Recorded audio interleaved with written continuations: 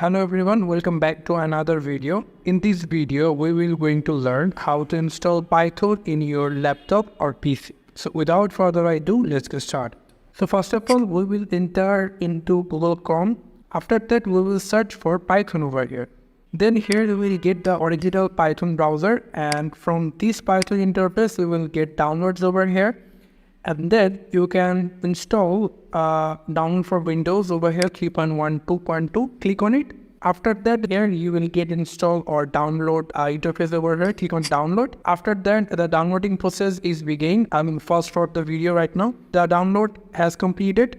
Let's go to the file. After that, click on 2 times to install it. And then here you will get the installation interface over here. So there is 2 options over here. One is install now and 2 is customer installations. So here we will first check this add python.exe to path. Check it, and after that we will click on customization options and then click on next.